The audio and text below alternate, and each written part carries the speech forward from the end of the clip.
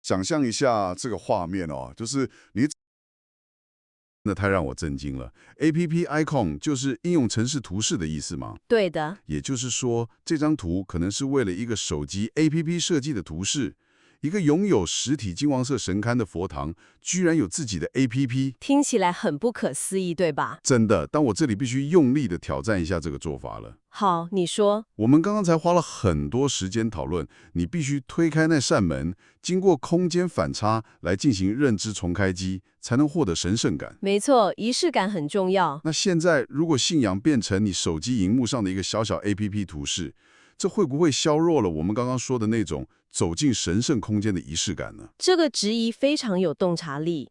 如果 APP 是用来完全取代实体佛堂，那确实会削弱神圣感。对嘛，就像是在华外送平台一样随便。但如果我们把这三者，也就是实体外观、内部空间跟这个数位 APP 看作是一套全面的进化呢？全面的进化，这怎么说？这个包含电话号码的 APP 图示，其实补齐了这个佛堂的三度空间。它代表信仰机构为了服务现代的信众所做出的进化。也就是说，App 不是替代品，它是神圣空间在虚拟世界的延伸。完全正确。现代人的时间太碎片化了，不可能每天开车去听讲座。所以他们主动出击，把教义送到你的口袋里。对，无论是开车来听投影机讲座，还是滑手机看 App，核心都是为了让教义更容易被接触。那党名里面那组06689-526的室内电话呢，塞在 App 图示党名里，感觉很冲突哎。这反而是最巧妙的，在虚拟的数位空间里塞进一组具有强烈实体地域性，也就是台南06开头的室内电话。哦，它像是一条无形的绳子。没错，把虚拟世界牢牢拴在现实的土地上，告诉你这个 App 背后是一个真实存在的实体空间，有人会接听你的电话。哇，这机制太漂亮了！被这样一路拆解下来，我对这张照片完全改观嘞。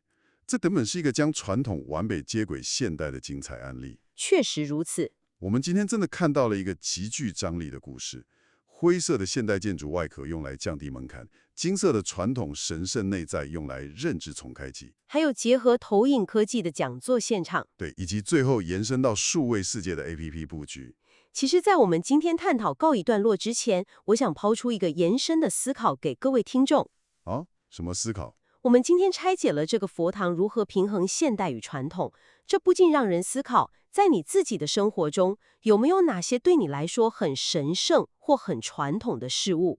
例如家庭聚餐的习惯，或者是某个私人的仪式。没错，面对这些传统，你又是如何运用现代科技或新的方式去保留它的核心价值，同时让它适应你现在的生活节奏呢？哇，这个问题非常发人深省。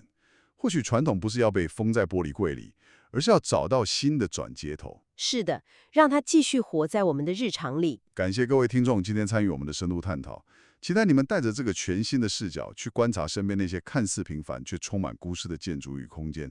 我们下次见。拜拜。